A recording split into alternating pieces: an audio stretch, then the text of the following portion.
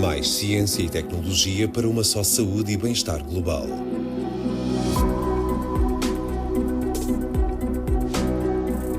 O maior encontro de ciência, inovação e tecnologia em Portugal está de volta.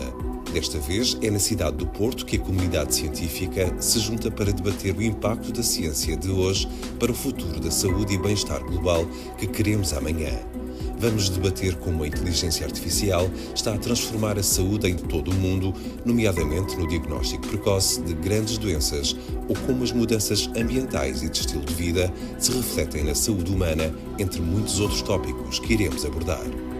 Durante 3 dias, de 3 a 5 de julho, na Alfândega do Porto, teremos o privilégio de assistir a variadíssimas sessões de cariz científico e transversal, propostas por diferentes entidades do sistema científico e tecnológico nacional, que abordarão diferentes tópicos que vão desde a saúde digital, a inteligência artificial, a promoção da educação para a saúde, as alterações climáticas e o impacto na biodiversidade e em doenças emergentes, a internacionalização e a excelência da ciência feita em Portugal.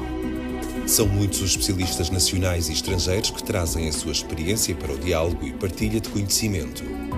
Este encontro vai mostrar a importância da integração da saúde humana, animal e ambiental, já que cerca de 60% das doenças infecciosas conhecidas em humanos têm a origem nos animais. As alterações climáticas provocam alterações nos ecossistemas, potenciando o aumento destas doenças e o impacto na saúde global. Numa era em que a esperança média de vida é cada vez maior, é preciso olhar para a ciência de forma multidisciplinar, em que a nossa saúde e bem-estar são indissociáveis da saúde dos animais, da saúde do ambiente e da saúde do planeta. Em Portugal, a ciência tem vindo a afirmar-se internacionalmente. No entanto, ainda estamos longe do pelotão da frente dos países da União Europeia. É esse cenário que queremos mudar. Queremos dar às instituições de ensino superior e do sistema científico e tecnológico o contexto institucional que lhes permita focarem-se no médio e no longo prazo, isolando-as da volatilidade anual dos orçamentos do Estado. Queremos dar aos investigadores uma carreira estável e previsível e os recursos que lhes permitam estar na fronteira da geração de conhecimento e inovação.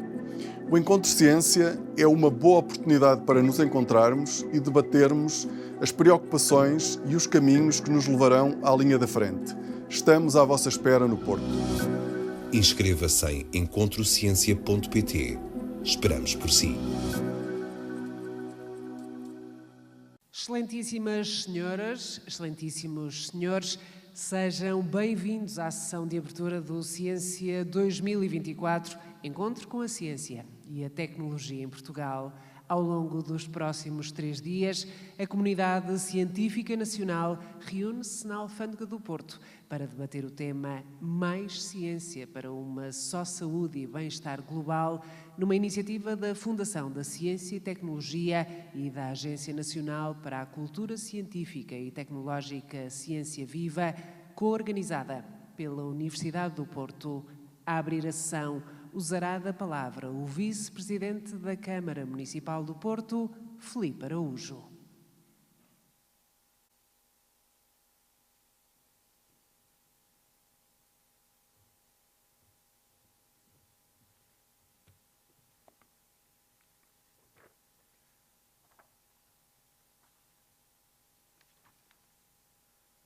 Bom dia a todos.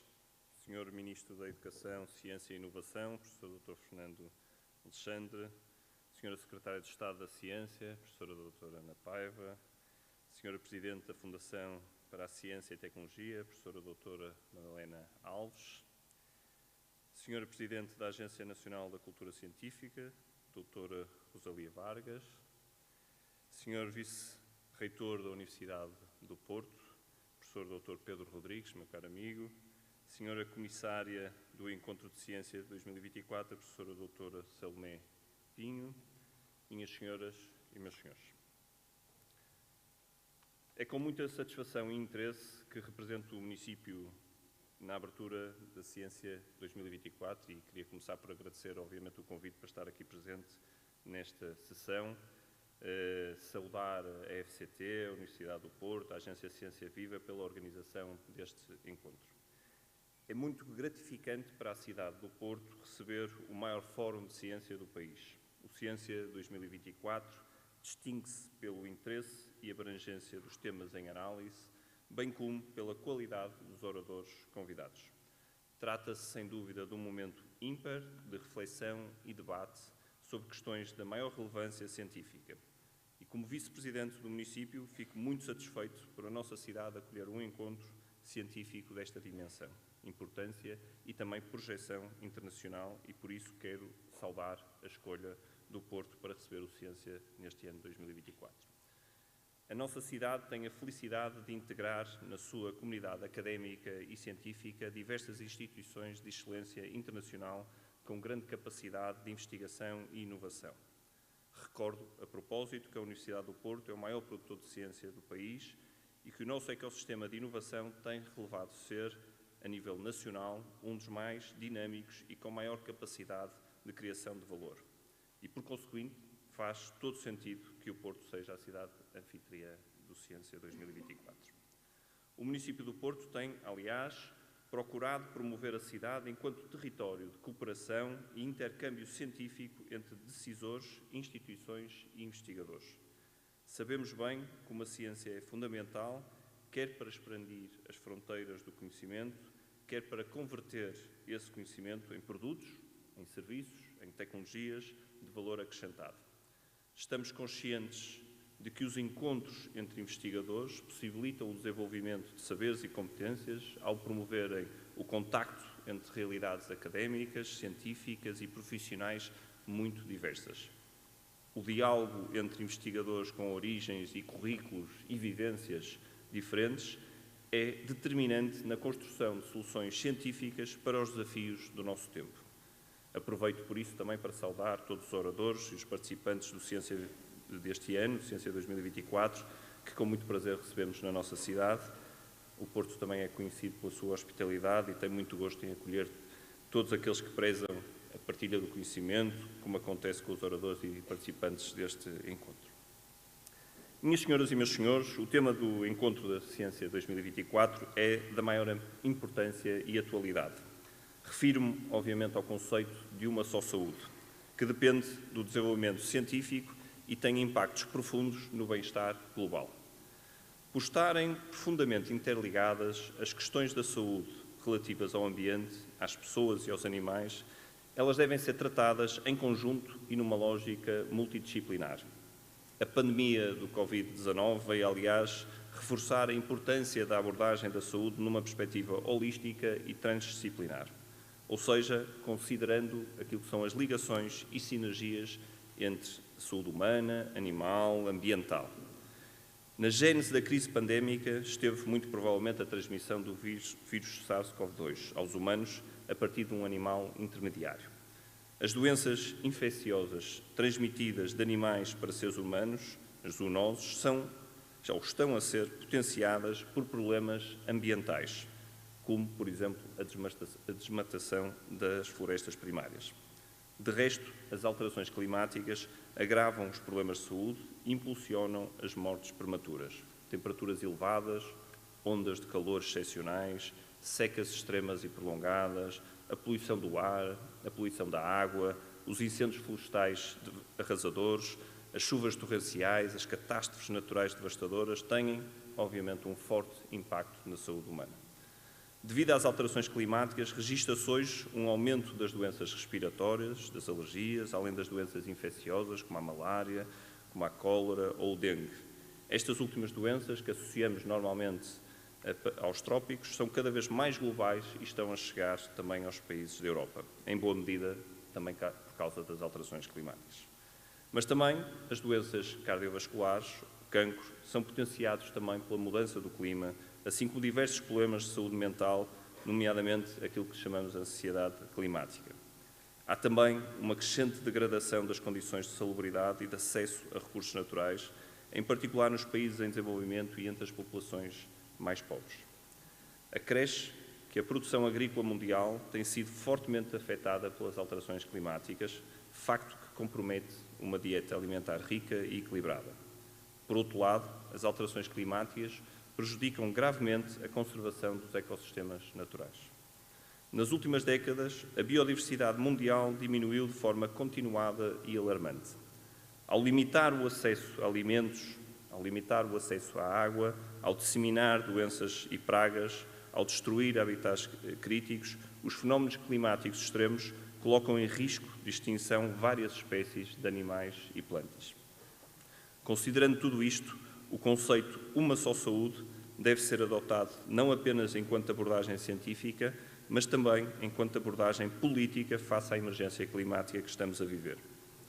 Ora, as cidades têm um papel crucial a desempenhar neste processo de transição climática. Das políticas de promoção da sustentabilidade e da descarbonização desenvolvidas nos grandes centros urbanos depende, em grande medida, a eficácia do combate global às alterações climáticas. E neste pressuposto, o município do Porto desenvolveu uma estratégia multidisciplinar e colaborativa, não só para mitigar os efeitos das alterações climáticas, mas também para promover a sustentabilidade e a qualidade ambiental da cidade. Refiro-me concretamente ao Pacto do Porto para o Clima, que antecipa para 2030 a neutralidade carbónica da cidade, e para concretizar tão ambiciosa meta vão ser necessárias, obviamente, tratarmos da redução daquilo que são as nossas emissões na ordem dos 85% e também passarmos a captar mais carbono em cerca de 15%. E são já mais de 300 os subscritores institucionais do Pacto do Porto para o Clima, que foi assinado em 2022. Estamos convictos de que para atingir estas metas da neutralidade carbónica é absolutamente indispensável uma ampla mobilização social. Por isso, o Pacto envolve empresas, envolve instituições, organizações de áreas de atividade muito diversas, portanto, envolvendo todo o setor público e todo o setor privado. O Pacto do Porto para o Clima tem de ser um compromisso de todos, um compromisso da cidade com o seu futuro. Minhas senhoras e meus senhores, termino esta intervenção desejando as maiores felicidades ao Ciência 2024. Espero que este encontro seja um êxito e que os seus participantes tenham uma ótima estadia também na nossa cidade, se for o caso. O município do Porto está, obviamente, muito grato por poder contribuir para a análise das questões essenciais para o desenvolvimento da ciência e, consequentemente, para o futuro da humanidade. Portanto, muito obrigado pela vossa atenção.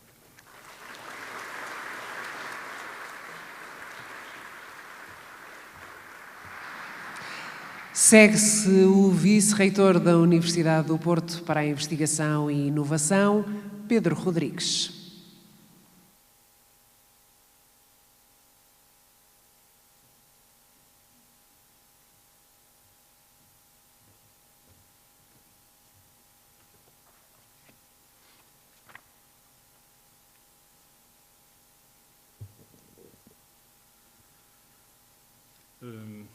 Muito bom dia a todos.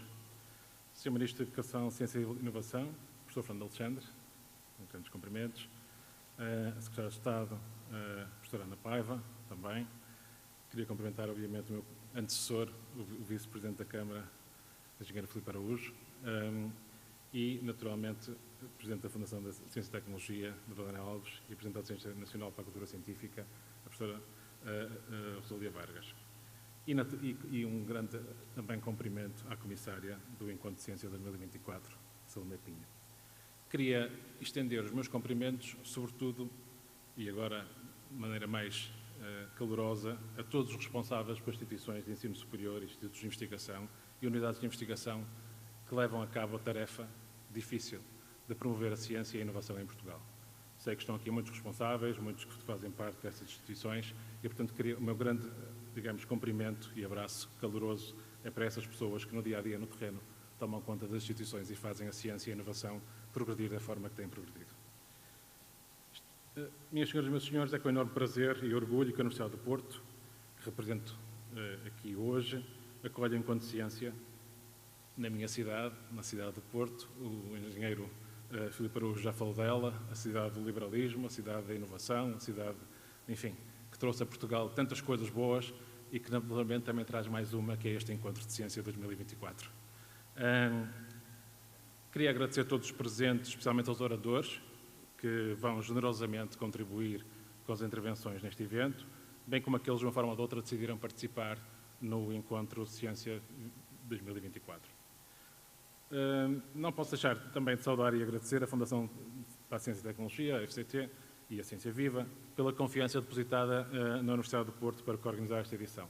Não me posso esquecer, já agora, que aqui há um ano atrás, num outro evento em Aveiro, que aliás Saldo foi o antecessor nesta estreia, na mudança de que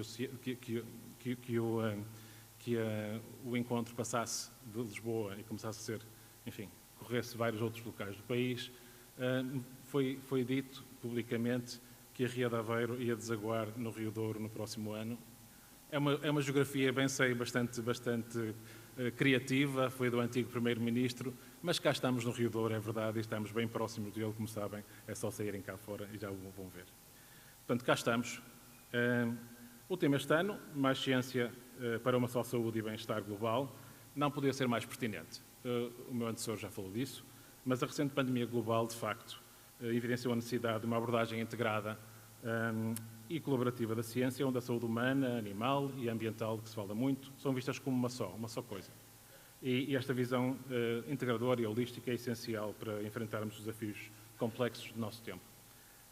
De facto, este encontro é uma oportunidade única para reunir cientistas, investigadores, académicos de diversas áreas e proporcionando um espaço essencialmente de diálogo e troca de partilha de conhecimentos e de experiências.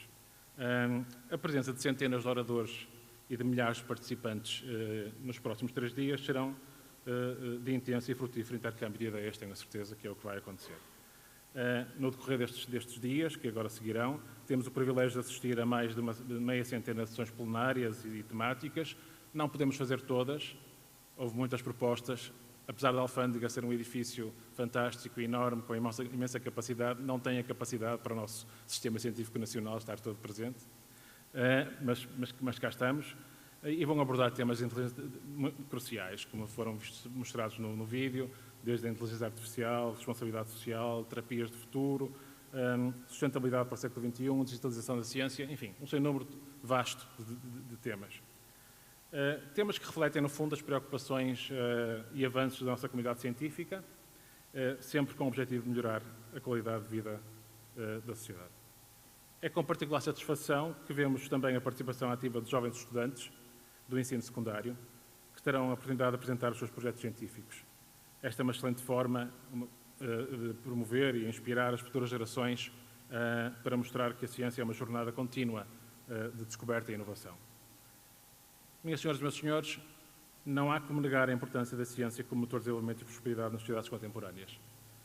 Em Portugal temos assistido a avanços notáveis nas últimas décadas, com um aumento significativo da atividade científica, instituições de investigação de excelência e projetos de investigação e de inovação com grande reconhecimento internacional. Mas ainda falta muito por fazer e, portanto, temos que insistir e continuar, junto da tutela dos responsáveis de todos, a pugnar para que mais e melhor se consiga fazer e que é um processo, obviamente, difícil. Este progresso é um fruto do trabalho árduo de muitos que estão aqui e outros que não estão e das instituições que representamos e tem que continuar a insistir. A academia, em geral, soube afirmar-se como um espaço de crescimento, inovação e progresso. A atividade científica tem sido um fator crucial de desenvolvimento, gerando conhecimento essencial para ultrapassar os desafios do presente e do futuro e responder às necessidades da sociedade. No mundo em constante evolução, e temos visto muita evolução, de facto, a academia deve continuar a ser um farol de pensamento crítico, inovação e responsabilidade cívica. Não existe plena cidadania sem conhecimento ou ciência. Não é, pois, por mero acaso que movimentos políticos que procuram pôr em causa a construção da democracia se empenham simultaneamente em descredibilizar as conquistas científicas e em menosprezar o exercício cultural. Vimos bem isso na altura da pandemia. Pretendem fazê-lo, atingir o sentimento de cidadania que, com o conhecimento e a cultura, sustentam as sociedades que vivemos e os valores que partilhamos. Quero, em nome da Universidade do Porto, e na parte que me toca, expressar o nosso compromisso contínuo na promoção da investigação e a inovação. Acreditamos na importância do conhecimento e da cultura e dos valores da cidadania, enquanto elementos-chave do progresso e do desenvolvimento social e económico e da nossa coesão enquanto comunidade. Tenho a certeza que, através da colaboração de todos e com um esforço conjunto, conseguiremos enfrentar os desafios do futuro e contribuir para uma sociedade melhor. Já agora, segundo o lema, com muito mais saúde e bem-estar global. Agradeço uma vez mais a todos os presentes e desejo que a Ciência 2024 seja um sucesso, repleto de debates estimulantes e inspiradores, e que os próximos dias nos tragam novas perspectivas e parcerias que fortalecerão ainda mais a nossa comunidade científica que bem precisa. Muito obrigado.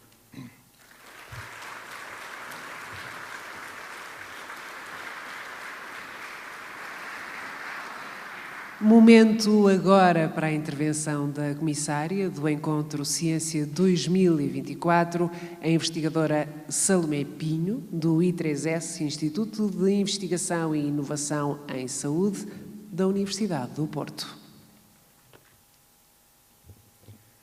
Muito bom dia a todos.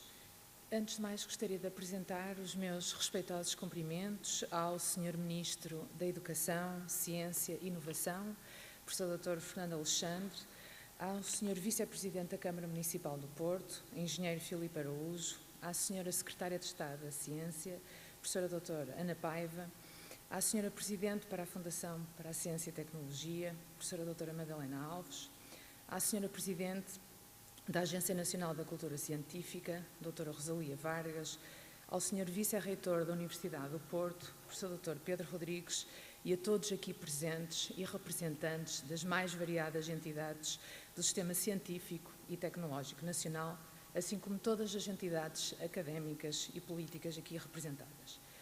Bem-vindos ao Encontro Ciência 2024, bem-vindos ao Porto.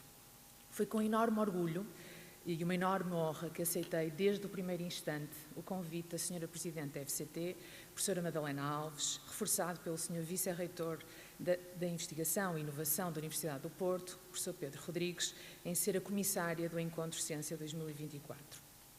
Na qualidade de cientista e coordenadora de um grupo de investigação na área das ciências da vida e da saúde do Instituto de Investigação e Inovação em Saúde da Universidade do Porto, o I3S, é para mim um motivo de satisfação e um enorme orgulho em estar presente na qualidade de comissária naquele que é o maior encontro de ciência em Portugal, e nada melhor do que recebê-los a todos na cidade que me formou e me tornou cientista, o Porto, e em concreto a Universidade do Porto. O Encontro Ciência 2024 tem este ano como mote Mais Ciência para uma só saúde e bem-estar global e resulta de uma organização conjunta da Fundação para a Ciência e Tecnologia, da Universidade do Porto e da Ciência Viva. Durante os próximos 3 dias, teremos o privilégio de assistir a variadíssimas sessões de cariz científico e transversal, propostas por diferentes e diversas entidades do sistema científico e tecnológico nacional, com convidados nacionais e internacionais que abordarão diferentes tópicos que vão desde a saúde digital, a inteligência artificial, a promoção da educação para a saúde, as alterações climáticas e o impacto que terão na biodiversidade e em doenças emergentes, as doenças e as terapias do futuro. E discutiremos também a internacionalização e a excelência da ciência feita em Portugal e entre muitas outras sessões e tópicos, todas elas voltadas para a visão unificadora de uma só saúde. São vários os exemplos ao longo da história da humanidade que nos provam o impacto transformador que a ciência, da mais fundamental à mais aplicada, pode ter na medicina, na saúde, na promoção do bem-estar global e na qualidade de vida. Desde a descoberta da tecnologia de RNA, que uma vez aplicada a vacinas foi transformadora para fazer face à pandemia Covid-19, tendo salvo milhares de vidas numa escala mundial. Tecnologia essa que está a ser agora aplicada em tratamentos inovadores e vacinas contra o cancro. Outro exemplo foram as descobertas pioneiras sobre radioatividade, que tiveram e têm um impacto muito significativo no diagnóstico de várias doenças, com recurso à tecnologia de raio-x ainda hoje amplamente utilizado, incluindo também a sua utilização no tratamento de várias doenças, como o cancro, com recurso a isótopos radioativos. Não foi por acaso que dei como exemplos descobertas transformadoras para a humanidade levadas a cabo por mulheres e por mulheres cientistas. A primeira, Katalin Karikó, que se destacou com o Prémio Nobel da Medicina em 2023, e a segunda, Marie Curie, com o Prémio Nobel da Física em 1903 e da Química em 1911. Mas são tantos os exemplos que vão desde Einstein na física até ao português Egas Muniz na medicina e que das mais variadas formas nos comprovam que a ciência é um instrumento fundamental de progresso, tendo o poder de colocar um país na vanguarda do conhecimento, da inovação e da tecnologia. A União Europeia definiu como objetivo investir em ciência até 2030 um valor da ordem dos 3% do PIB. Ora, em 2010, a despesa pública em investigação e desenvolvimento chegou a 0,54% do PIB e em 2023 não ultrapassou os 0,32%, um valor claramente inferior, inclusive ao registado em 1991 e que representa menos de metade da média atual da OCDE. O desinvestimento em ciência e em investigação e desenvolvimento é preocupante e é dramático e terá com certeza um impacto negativo no progresso do país.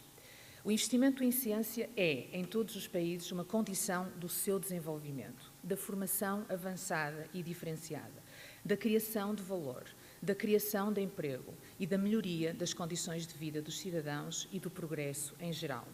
É um desígnio que todos os governos e políticos proclamam, conscientes de que a resolução dos problemas das sociedades contemporâneas exige mais conhecimento, mais capacidade de inovação e mais recursos humanos qualificados. Portugal é uma potência científica. Tem dos melhores investigadores, inventores e inovadores do mundo, vencedores de projetos europeus e internacionais altamente competitivos e capazes de atrair financiamento através das famosas bolsas milionárias do Conselho Europeu de Investigação. Somos vencedores de Prémio Nobel, líderes nas mais variadas áreas da ciência e tecnologia, com publicações científicas de alto nível e elevado impacto nas mais diversas áreas. Mas o nosso panorama de investigação e inovação continua fragmentado. E os investimentos têm-se mantido muito abaixo dos objetivos da União Europeia e dos nossos principais concorrentes mundiais. É urgente investirmos de uma forma sustentável e previsível na investigação e na inovação, dando autonomia na gestão financeira da ciência àquela que é a principal agência de financiamento nacional, a FCT, e que não dependamos de ciclos políticos de tutela. Investir em ciência é uma condição vital para o futuro sustentável e uma condição sine qua non para o progresso do país. Minhas senhoras e meus senhores, desejo-vos a todos um excelente encontro ciência e que desfrutem e apreciem o que de melhor temos em ciência, tecnologia e inovação em Portugal. Muito obrigada.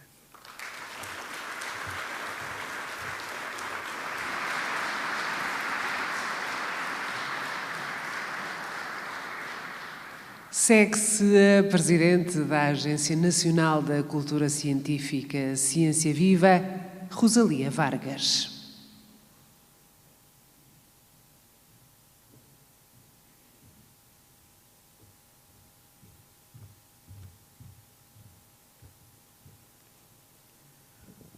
Ora viva, bom dia. Devo dizer já que é uma alegria grande estar aqui. Esta sala lembra-me o grande encontro de ciência, de museus de ciência da Europa. E foi aqui também no Porto e ainda hoje, passados 10 anos, são 19 países que integraram, com mais de 4.000 participantes e ainda há dias na Eslovénia, no último encontro, diziam aquele encontro no Porto. Portanto, fica mesmo na memória e no coração de todos. O que é que se há de fazer, não é, Sr. Vice-Presidente da Câmara? É mesmo assim. E quero cumprimentar, claro, o Sr. Ministro Fernando Alexandre, Secretária de Estado Ana Paiva, nossa mulher na ciência já há uns anos, nos livros que publicamos, a nossa Presidente da FCT, Madalena Alves, Sr. Vice-Reitor Pedro Rodrigues, que conversas temos tido e que trabalho conjunto, muito obrigada por isso. Já agora, parentes, a Universidade do Porto é a minha universidade, foi onde me formei. E a nossa comissária Salomé Pinho. E cumprimentar todos os investigadores, mulheres e homens da ciência,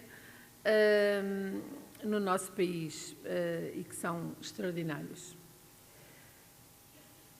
Pois, já estão aqui. Bom, o encontro ciência, que a Ciência Viva tem tido a honra e o gosto de acompanhar desde o primeiríssimo momento, desde a primeira edição, e o que fazemos é uma colaboração com a comunidade científica e com a Fundação para a Ciência e Tecnologia e o Ministério também.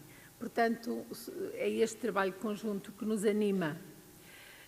Este encontro celebra, como sabemos, a comunidade científica em Portugal. E este ano, o tema já referido é mais do que importante, é um tema agregador e único neste momento de emergência de tantas mudanças climáticas, ameaças à biodiversidade que atravessamos.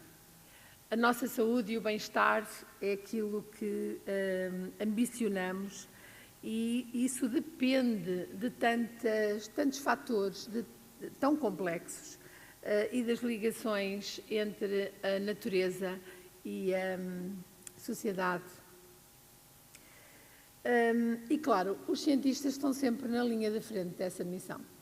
E o nosso trabalho da Ciência Viva tem sido trabalhar com aqueles que, quem sabe, serão um dia cientistas. Porque aqueles que vão ser cientistas e aquelas que vão ser cientistas não estão aqui, estão na escola ou estão a trabalhar para os exames, estudar, mas estão a preparar-se e a formar-se para esse futuro que queremos brilhante. Portanto, há 28 anos que a Ciência Viva trabalha em estreita colaboração com a comunidade científica. Estão, aliás, aqui aqueles que são os nossos maiores parceiros. São a comunidade científica, são as autarquias e são as universidades e os institutos politécnicos. Portanto, sem essas parcerias, nós não conseguíamos progredir nem fazer o nosso trabalho. E, por isso, foram construídas redes de conhecimento e que são tecidas com o apoio das unidades de investigação, como digo, das universidades, dos institutos politécnicos, das câmaras municipais, das empresas, das escolas. É uma rede que tem uma capilaridade, já vão ver, cada vez mais fina e detalhada, por onde as ideias científicas e a confiança na ciência circulam em todo o território. Também além fronteiras, mas vamos focar-nos no que é o nosso país. E então, eu pedia para passar os slides. Não sei se sou eu que passo. Sou? Aqui. Isso. Portanto, muito rapidamente, é esta a rede de que falava há pouco. Temos uma rede de 20 centros de Ciência Viva em todo o país, dos quais 2 estão aqui na cidade do Porto. São espaços de ciência muito vivos e recomendam-se.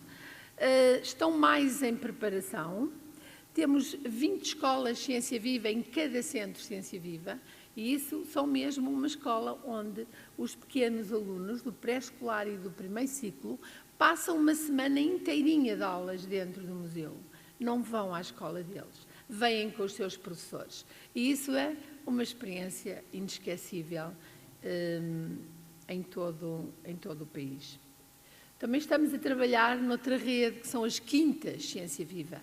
As Quintas são um projeto muito inovador, é o único.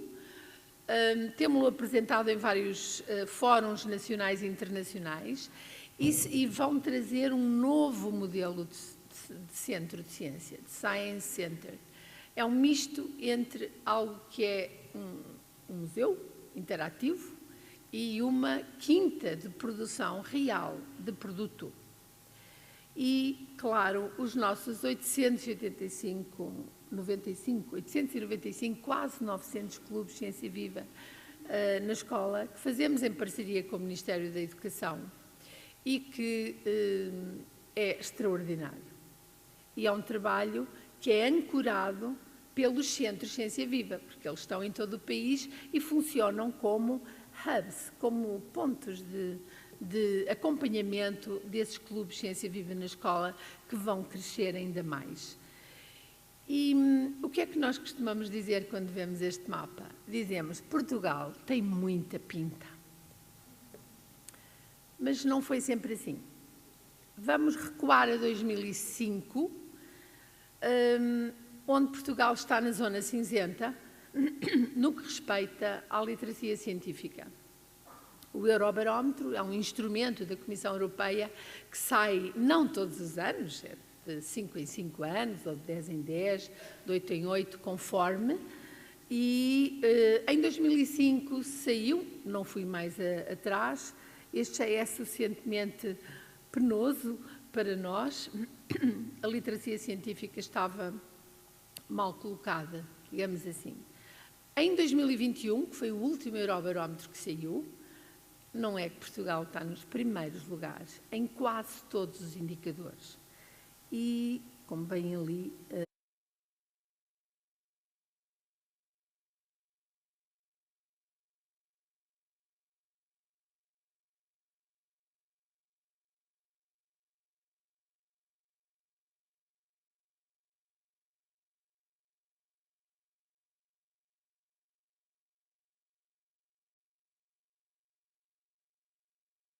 Portanto, valorizam muitíssimo essa importância que a ciência e a tecnologia têm na nossa sociedade. Às vezes andamos muito apressados, todos nós, nas nossas profissões, no nosso dia-a-dia, e não reparamos nisto que acontece às nossas portas, dentro do nosso país, e que nos deve encher de orgulho. Portugal está em primeiro lugar também neste indicador. Depois vêm as visitas a centros de ciência. Claro que estamos em segundo lugar em toda a Europa. Ninguém quer estar em segundo lugar quando há um primeiro. Quem está em primeiro é a Estónia. Bom, é um país mais pequenino, nós conhecemos-los bem, trabalhamos muito em conjunto. É um país também com um desenvolvimento tecnológico muito grande e tem 2 centros de ciência, com os quais trabalhamos, aliás. Portugal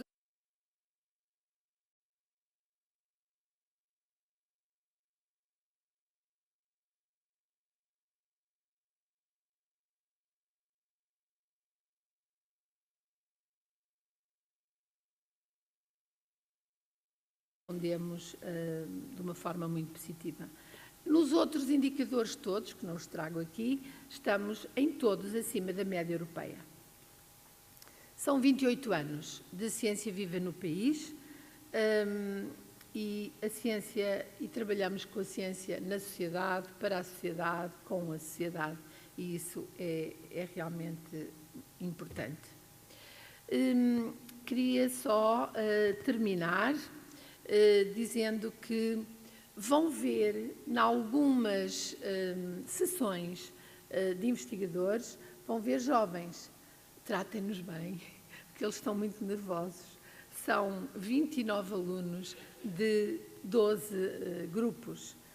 O que é que eles fizeram? Estiveram convosco, precisamente, alguns que estão aqui presentes nesta sala, os receberam em anos anteriores, e está a decorrer a ocupação científica dos jovens nas férias nos laboratórios.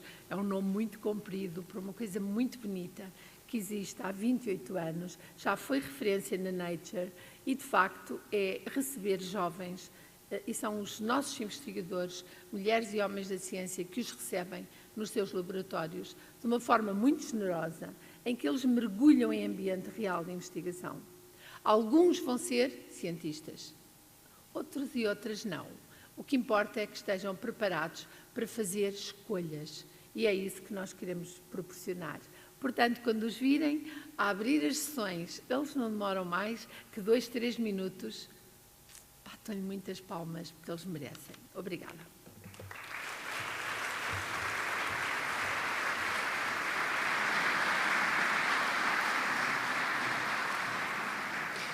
Usará agora da palavra a Presidente da Fundação para a Ciência e Tecnologia, Madalena Alves.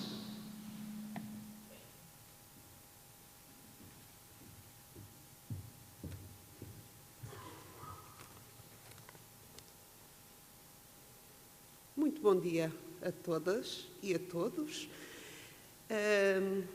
Cumprimento o Sr. Ministro da Educação, Ciência e Inovação, Fernando Alexandre, Sr. Vice-Presidente da Câmara Municipal do Porto, Filipe Araújo, a Sra. Secretária de Estado da Ciência, Ana Paiva, o Sr. Vice-Reitor da Universidade do Porto, muito obrigada por esta jornada conjunta. Já vou a agradecimentos mais específicos à Universidade do Porto, que é, aliás, a minha alma mater, portanto, é um gosto também estar aqui, não é só a Rosalia ou a Salomé, eu também sou aqui da Universidade do Porto, com muita honra. A Sra. Presidente da Ciência Viva, Rosalia Vargas, muito obrigada também, porque estamos juntos aqui mais uma vez neste encontro de ciência. A Sra. Comissária Salomé Pinho, muito obrigada pelas suas palavras também tão inspiradoras. E caros colegas do Conselho Diretivo da FCT, Francisco Santos, Paula Diogo, António Santos, e também demais colaboradores da FCT. Temos vários aqui e empenharam-se todos muitíssimo na organização deste evento.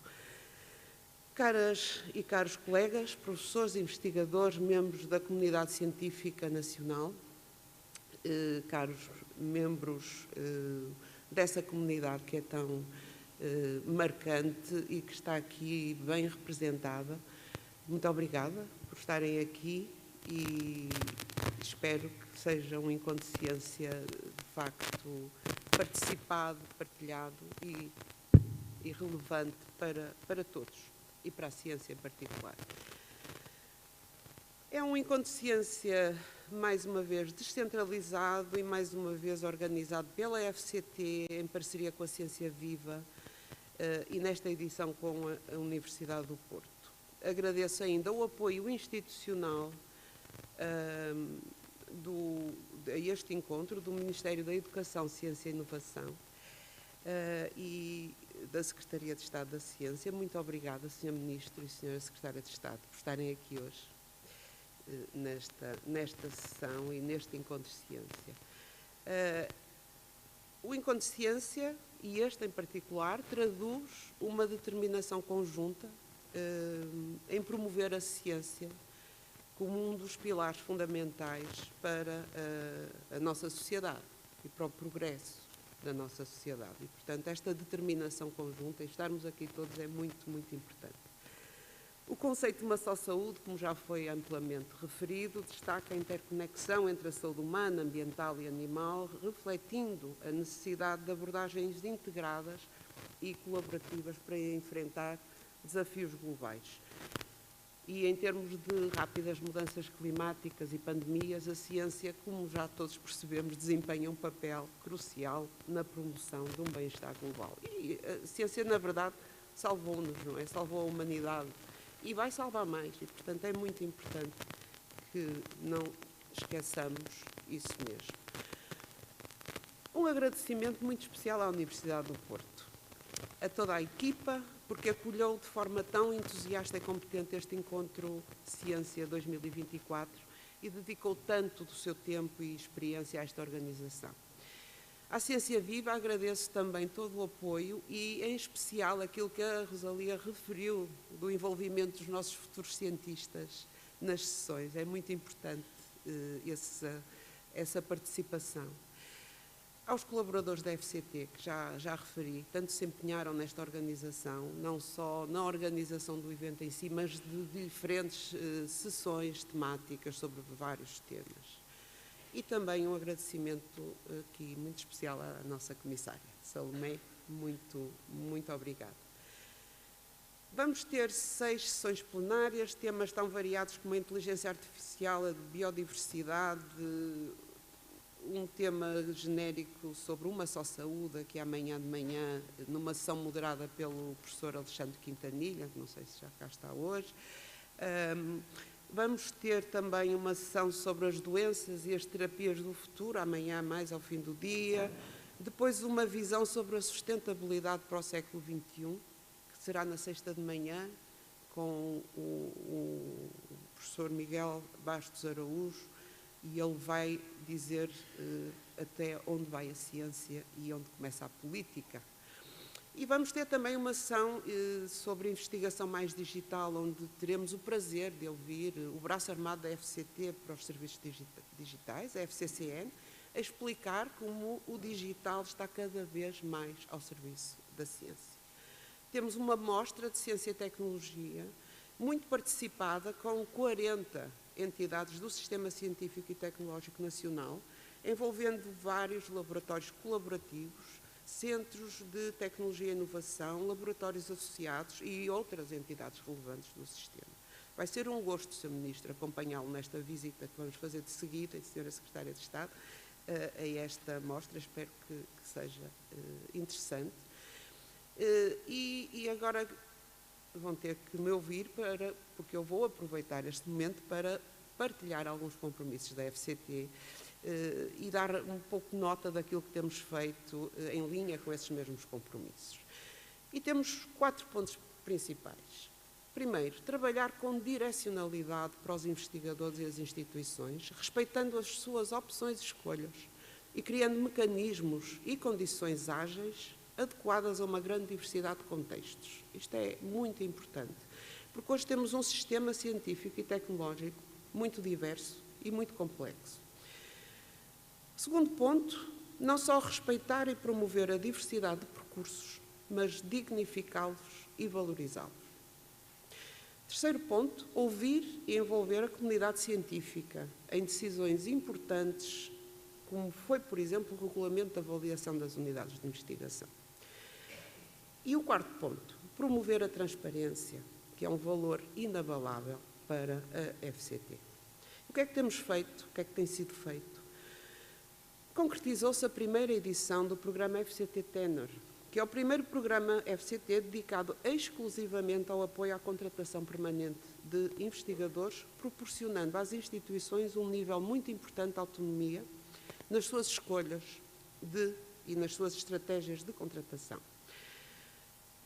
Candidataram-se 115 instituições que solicitaram 2.211 lugares permanentes cofinanciados a 3 ou a 6 anos, demonstrando que era possível e adequado ter um incentivo na forma de cofinanciamento para compromissos permanentes das instituições e que era possível e adequado que a FCT se interessasse apenas pela componente científica que as carreiras de investigação e docência têm em comum. O FCT Tenor proporciona perspectivas de carreira aos investigadores, valorizando simultaneamente estratégias de contratação das instituições de ensino superior baseadas na investigação e também o diálogo, promove o diálogo entre as instituições contratantes e as instituições de acolhimento e dá relevância às unidades de investigação, aos laboratórios associados, mas também a entidades não académicas que se podem associar e comprometer com estas contratações. No segundo ponto, a promoção da diversidade de percursos e esta promoção permitindo mobilidades interinstitucionais, intersetoriais, intercarreiras entre investigação e docência, mas também mobilidade internacional e colaborativa, é também considerado este ponto em vários instrumentos que a FCT lançou recentemente. Em primeiro lugar, a linha de bolsas de doutoramento em ambiente não académico, e aqui uma nota de apreço pela participação da COTEC na promoção deste instrumento, que tem percorrido o país com a FCT em várias sessões e, portanto, a COTEC vai estar hoje também aqui a moderar uma sessão sobre exatamente investigação em ambientes não académicos. Agradeço, então, esta parceria. Esta linha tem tido uma procura crescente nos últimos anos. 130 candidaturas em 2022 e 603 candidaturas em 2024. Em 22 atribuíram-se dezenas de bolsas, poucas dezenas, 332 bolsas em 23 e 450 poderão ser atribuídas em 24, mas estamos em avaliação. Houve 603 candidaturas, 450 é a meta, o máximo. Também, segundo ponto, a abertura de uma linha não académica no SEC individual, prevista já este ano, 2024. Também o programa Restart, que promove a igualdade de oportunidades e a compatibilização da vida pessoal e profissional. É um programa pequeno, mas com muito significado para a FCT e penso que com muito significado também para as mães e os pais que veem uma oportunidade ali de recuperar tempo na sua carreira porque o interromperam por motivos de parentalidade. Também um novo instrumento de promoção de internacionalização baseado nas escolhas e estratégias de cada investigador, o FCT Mobility, que vai ter 2 mobilidades, outgoing, para investigadores poderem passar algum tempo fora do país, e incoming, para investigadores poderem convidar pessoas de fora a passar algum tempo no país. E vai ser lançado muito brevemente. E também, já para terminar esta lista, porque são só alguns exemplos, o programa ERC Portugal, versão 2.0, que será alvo também de uma sessão dedicada neste encontro e que inclui para já projetos, o ERC Pre-Assessment, que já está em curso, e o novíssimo ERC Portugal Careers, que é um eixo do ERC Portugal, para atração e retenção de talento. Como disse, vamos ter neste encontro, e já hoje de tarde, 2 sessões muito alinhadas com estes desígnios, uma sobre carreiras e o enquadramento europeu das carreiras de investigação, em particular a circulação de investigadores e os respectivos percursos, e temos hoje também em paralelo, e são as condicionantes do encontro e da logística, vamos ter em paralelo uma sessão sobre investigação em ambientes não académicos. Temos uma enorme preocupação também, como disse, com as questões de transparência. Temos muita preocupação em manter atualizada a página da FCT em números. FCT em números. Foi lançada em maio de 23, foi atualizada recentemente com toda a parte do internacional e isto é um compromisso para com princípios de transparência, integridade e participação informada da comunidade. Permite o acesso aos dados. É possível descarregar qualquer pessoa os ficheiros Excel com os dados, a evolução dos dados ao longo do tempo e permite então que seja feita investigação em áreas de política da ciência ou investigação sobre ciência. E prezamos muito também o muito forte envolvimento da comunidade, realçando a constituição dos nossos 4 conselhos científicos em 2023, a renovação em 2024, a consulta a diversas entidades do sistema científico, como associações de bolseiros de investigadores, o grupo CISP-CLA, etc. E posso anunciar, como já prometido, temos aqui a Salomé, que faz parte de um conselho científico, que vamos lançar na página dos conselhos científicos todos os pareceres que os mesmos produziram neste tempo para ficarem visíveis à comunidade. E porque o envolvimento de todos é crucial para que o nosso sistema científico seja mais forte. A investigação e o conhecimento têm um poder transformador, sobretudo se for partilhado entre a academia e a sociedade, incluindo empresas, mas também organizações não governamentais, do setor cultural, do setor social, da administração pública, etc. E a FCT tem um poder catalisador nesta transformação. E eu sou engenheira química e podia dar aqui agora uma aula sobre catalisadores, mas não acho que seja o momento, estou quase mesmo a terminar. Só quero dizer que um catalisador tem várias características importantes. Uma é seletividade. Tem que ser, para ser bom, tem que ser seletivo. E depois tem outra missão importante, que é acelerar os processos. Esse é o objetivo. E também não se gasta nos mesmos processos. Portanto, permanece. E assim são os incentivos que a FCT coloca à disposição da comunidade. São seletivos, porque são exclusivamente focados na excelência da ciência, na melhor ciência, seja fundamental, aplicada, académica ou não académica. Tem que ser a melhor. Não se consome, não se gasta. Pelo contrário, este incentivo que nós temos à disposição da comunidade deve e terá sempre que ter um efeito multiplicador. Portanto, mais do que um catalisador, tem que se multiplicar. Os catalisadores não se multiplicam, mas os incentivos da FCT devem se multiplicar e, portanto, e não devem ser gastos. E finalizo com uma nota importante e um sentimento de esperança e de confiança no futuro, assente numa forte ambição inspirada por esse mesmo futuro e uma convicção de que é possível fazer cada vez mais e melhor ciência. Desejo um excelente Ciência 2024 e faço votos de que seja um encontro animado, participado e, sobretudo, uma grande celebração da ciência que se faz em Portugal. Muito obrigada a todos e divirtam-se.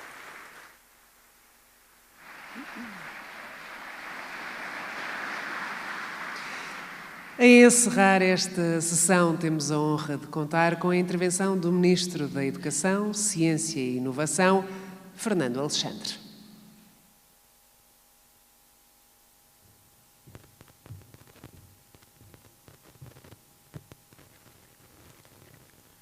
Muito bom dia.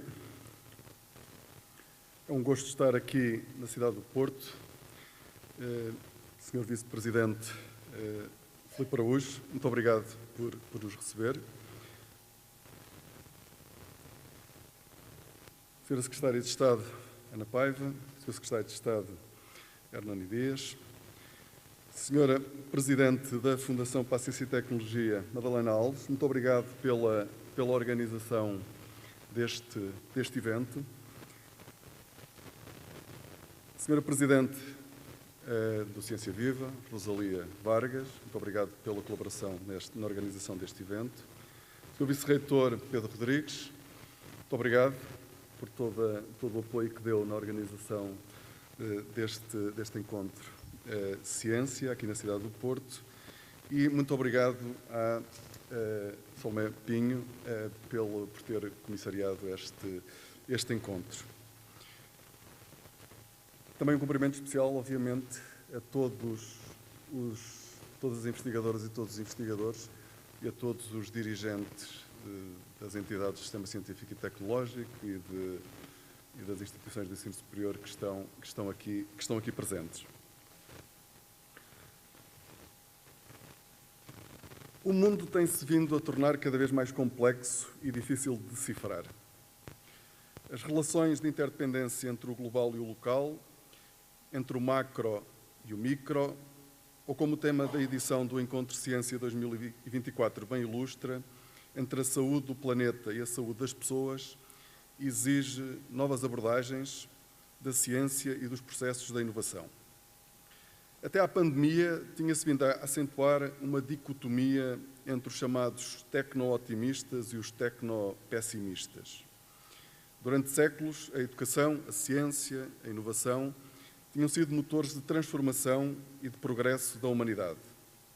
Apesar de alguns efeitos negativos, os níveis de bem-estar foram aumentando e foram-se alargando as porções cada vez mais extensas da população mundial que beneficiaram dos avanços da ciência e da tecnologia. No entanto, no século XXI, sobretudo nos países mais desenvolvidos, no hemisfério norte, foram surgindo sinais de estagnação em muitos indicadores dos níveis de bem-estar. Para os tecnopessimistas, a capacidade da ciência e da inovação melhorarem a humanidade estava diminuída. Por um lado, se era verdade que a ciência continuava a avançar, desbravando territórios desconhecidos, os problemas eram também cada vez mais complexos. Por outro lado, diversos estudos empíricos mostravam a existência de rendimentos marginais decrescentes na geração de novo conhecimento, isto é, tornou-se necessário aumentar cada vez mais o investimento e os recursos para a investigação alcançar resultados similares. No entanto, o papel decisivo da ciência e da inovação no combate à pandemia Covid-19 veio reforçar a posição do time tecno-otimista.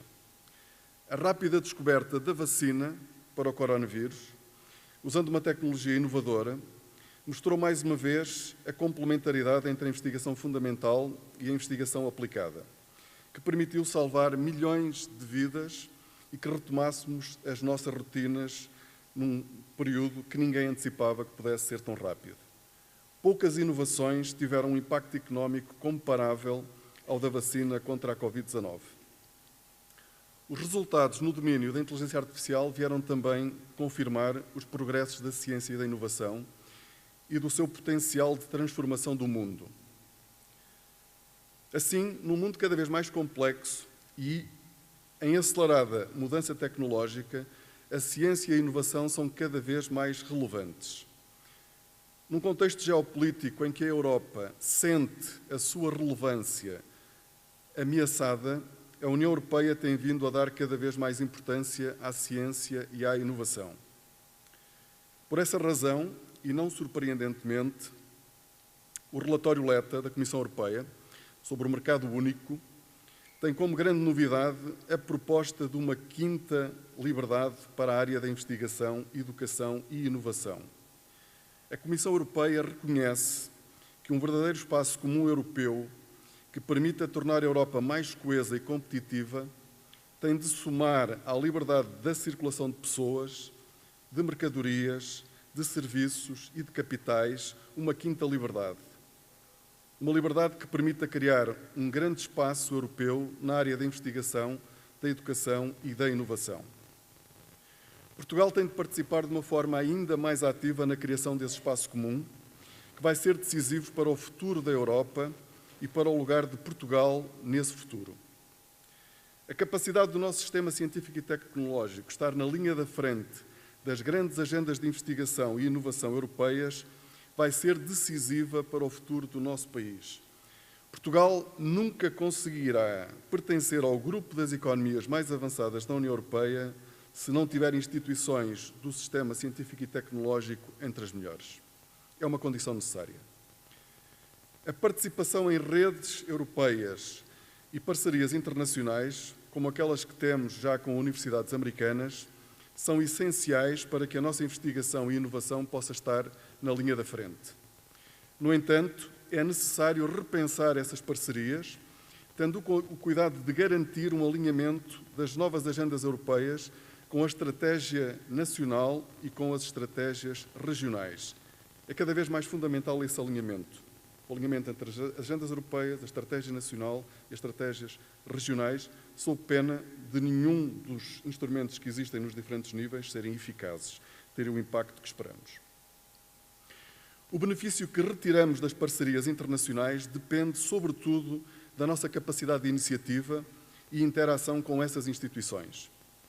Há hoje um reconhecimento pelas principais instituições internacionais, incluindo aquelas com quem já trabalhamos, da elevada qualidade dos nossos investigadores e dos nossos estudantes.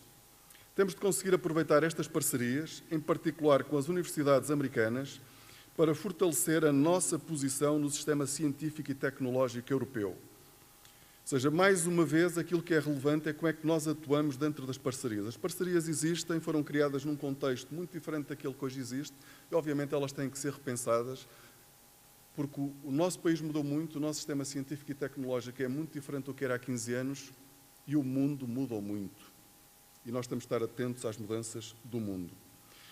Mas só vamos conseguir alcançar estes objetivos se Portugal se tornar um país atrativo para os investigadores. Temos de ter um cuidado com o contexto institucional em que os nossos investigadores desenvolvem a sua atividade, criando ambientes estáveis, reduzindo a precariedade para atrair os melhores investigadores. Não é possível, com a precariedade que temos, algum dia pensarmos que vamos atrair investigadores de elevada qualidade, embora tenhamos muitos, mas temos que tornar o contexto institucional muito mais favorável. Por essa razão, uma das prioridades do Governo é a aprovação do novo Estatuto da Carreira de Investigação Científica. Os trabalhos nesse diploma, que estão a ser liderados pela Sra. Secretária de Estado da Ciência, Ana Paiva, estão em curso.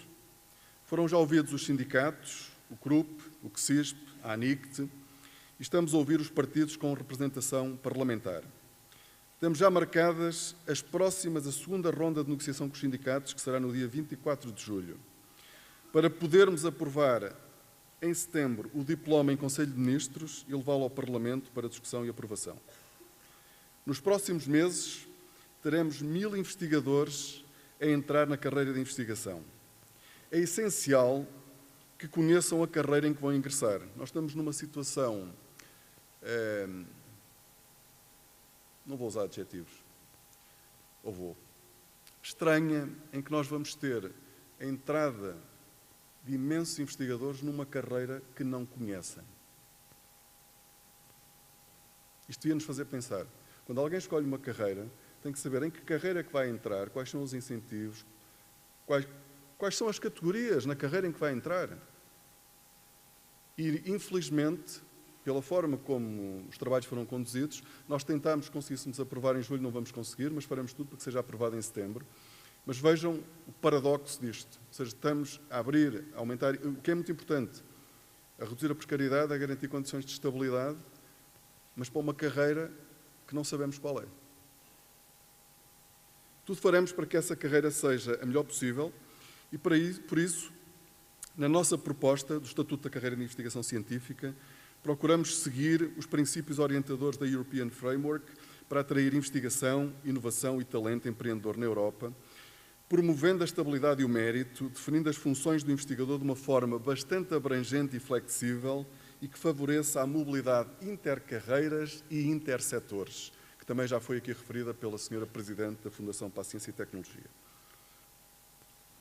Ao nível das instituições do sistema científico e tecnológico, consideramos essencial reforçar a sua autonomia, garantindo estabilidade e previsibilidade à sua gestão, permitindo que se foquem no médio e longo prazo. Eu tenho dito que, em Portugal, durante muito tempo, estivemos concentrados em resolver muitos problemas de curto prazo e deixámos de pensar o futuro. Mas se há instituições que têm a obrigação de pensar o futuro, são as instituições do sistema científico e tecnológico, são as instituições de ensino superior. Mas, infelizmente, também estas instituições perdem muito tempo focados em problemas de curto prazo. Eu vou-vos dar um exemplo prático. No meu e-mail hoje de manhã caíram uma dezena de pedidos de instituições de ensino superior de mobilidade intercarreiras. Ou seja, dentro das instituições, o Ministro tem que aprovar a mobilidade dentro das carreiras de cada instituição. Isto só tem um nome, é ridículo. É ridículo. O meu secretário-geral diz-me que são cerca de 400 por ano. É abrir um PDF, assinar, enviar, não perco muito tempo, mas é ridículo que o Ministro faça isso. Eu acho que há outras coisas mais importantes para o Ministro fazer e há certamente coisas muito mais importantes para os dirigentes das instituições fazerem. E por isso, para que de facto se possam focar naquilo que é o seu grande papel, que é o médio e longo prazo, e protegerem-se destas flutuações de curto prazo em que todos os anos as instituições de ensino superior passam semanas, meses a discutir qual é que é o impacto da lei do orçamento, aquilo que nós estamos a preparar é um decreto-lei que pretende isolar as universidades e os institutos politécnicos das alterações de curto prazo, que serão sempre neutras para as instituições, isto é, as instituições, a situação orçamental da instituição não pode depender da decisão do Governo de aumentar a massa salarial em 2%, 3% ou 4%. O Governo decide para a administração pública, mas depois faz a correção para as instituições de ensino superior que não podem estar dependentes na sua gestão orçamental desta decisão. Ou decisões sobre as propinas, por exemplo. E depois não temos que andar a fazer contratos sistematicamente para garantir que as instituições recebem aquilo a que deviam ter direito, porque se não tiverem essa previsibilidade e estabilidade orçamental, obviamente também não vão ter verdadeira autonomia para poderem prosseguir uma estratégia, e muito menos para poderem prosseguir uma estratégia de médio e longo prazo. E por isso, em breve também apresentaremos ao CRUP e ao CSISP uma proposta, depois de os ter ouvido, ou seja, ouvimos o CRUP e o CSISP sobre quais eram as restrições que eles consideravam à sua atividade que resultavam de uma restrição da sua autonomia que nos fizeram chegar, e estamos a verter isso num decreto de lei para apresentar ao CRUP e ao CSISP. O financiamento de médio e longo prazo, que é aquilo que verdadeiramente nos deve preocupar e nos deve ocupar, incluindo ao Ministro, desculpem lá aqui o foco na minha pessoa, é o médio e longo prazo. Esse financiamento de médio e longo prazo deve estar sempre enquadrado por um plano estratégico para as instituições. E esse plano estratégico tem necessariamente de incluir parceiros internacionais nacionais, regionais, públicos e privados. Porque, obviamente, a estratégia tem que vir validada pelos parceiros da instituição. Eu tenho dito, se uma instituição me aparecer sozinha com um plano estratégico, eu vou ficar muito preocupado com a instituição, porque, obviamente, não sou eu que vou ter capacidade de validar essa estratégia. Se ela não foi validada pelos parceiros da instituição, não é o Ministro que vai ter capacidade de o fazer. E, por isso, o médio e longo prazo tem que ser sempre pensado nesse contexto das parcerias das instituições públicas, privadas, internacionais, nacionais, regionais. Aliás, muito alinhado com o relatório LETA, diga-se de passagem. Também a Fundação para a Ciência e Tecnologia tem de ser mais previsível na sua atividade, que é fundamental para a ciência em Portugal. Tem de ser mais previsível nos prazos de abertura de concursos, na publicação de resultados, tem que ser mais previsível no pagamento às instituições do sistema científico e tecnológico, que veem muitas vezes a sua atividade prejudicada pelos atrasos que existem na FCT, e já agora está aqui o Sr. Presidente da Agência Nacional de Inovação, também da ANI. Isso não pode acontecer, ou seja, basicamente nós não podemos estar a limitar a atividade das instituições porque há atraso dos pagamentos e, mais uma vez, da minha parte, eu farei tudo o que for necessário para que os meios não faltem, mas depois vocês têm que fazer a vossa. Estou-me a dirigir assim porque tenho aqui os seus presidentes à minha frente. Temos que fazer isto em conjunto e temos que perceber que não é aceitável ter os volumes de dívida que nós temos, que recebi ainda agora esta semana, porque pedi por instituição exatamente quanto é que a FCT deve a cada instituição e pedi os prazos, há quanto tempo é que deve, porque isso não é aceitável. Nós temos que ter prazos de pagamento, porque de outra forma voltamos ao mesmo. A autonomia é uma palavra vã, porque ela de facto não é uma autonomia de facto. Porque se eu tenho autonomia, mas depois não tenho os meios, eu não posso implementar a estratégia. E por isso temos que garantir essas condições e estamos muito comprometidos em garantir essas condições.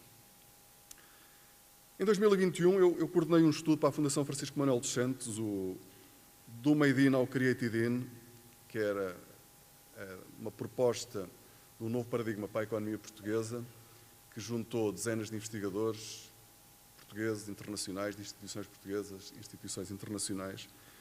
E a ideia, nessa altura, se calhar tem alguma coisa a ver com o facto de eu estar hoje aqui neste lugar, era que nós só podemos mudar a nossa economia se tivermos qualificação de recursos humanos e ciência de primeira água. Como eu dizia no início, é impensável pensar que algum dia vamos estar entre as economias mais avançadas do mundo se não tivermos instituições entre as mais avançadas do mundo. Nós temos excelentes exemplos de excelência, desculpem a redundância, mas continuam a ser exemplos. Nós continuamos a estar muito longe, na maior parte das áreas, daquilo que é de facto... Temos feito um ótimo percurso, um ótimo trabalho, mas temos que ser muito mais exigentes. Eu vejo muitas vezes o país satisfeito com estar na média. Mas nós temos que estar muito acima da média, porque a média não é nada de especial. Temos que estar muito acima da média e temos que ter essa ambição. Temos que ter esse objetivo e temos que ter essa estratégia. E esse estudo o que dizia era que, de facto, nós precisamos, e essa é sempre a base de partida, é qualificação dos recursos humanos, produção de ciência e de conhecimento de primeira água e depois a capacidade, foi aqui referida por o Sr. Vice-Presidente da Câmara e também por outros intervenientes, de conseguir que esse conhecimento seja valorizado. Eu gosto mais da palavra valorizado do que transferir. Valorizado, porque valorizar implica cá um olhar atento. Ou seja, a sociedade, as empresas, as organizações estão atentas àquilo que se passa dentro das academias. E há uma fluidez, não há essas fronteiras muito estanques, como ainda existem muito, entre a academia e a sociedade, e esse olhar permite identificar possibilidades de resolver problemas da sociedade, de dar resposta a problemas que sejam locais, nacionais ou europeus, e quando nós estamos a resolver problemas, a maior parte das vezes eles têm valor económico. Uma solução quase sempre tem um valor económico, porque se há uma necessidade, há um valor económico. Não tem mal nenhum. Ou seja, o facto, aliás, é uma validação da qualidade daquilo que está a ser feito. E por isso nós temos que conseguir melhorar os mecanismos que permitem essa aproximação entre aquilo que é feito no sistema científico e tecnológico e aquilo que são as necessidades da nossa sociedade e da nossa economia. E por isso nós estamos totalmente comprometidos com a criação das condições, é assim que nós vemos o nosso papel, é criar o contexto institucional que permitirá às instituições com as suas estratégias próprias. Nós temos um sistema muito maduro e que, obviamente, tem a capacidade de definir estratégias e que, tendo o contexto institucional que é isso, em que nós temos de trabalhar muito, poderá, de facto, concretizar os objetivos que eu aqui enunciei. Por isso, eu estou certo que este encontro será muito frutuoso para esta discussão e desejo-vos uma excelente e muito criativa jornada. Obrigado.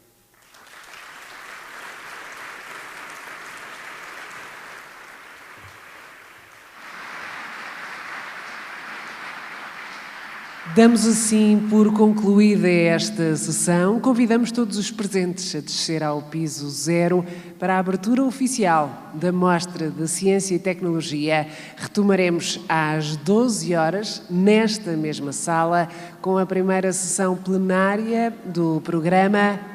Obrigada.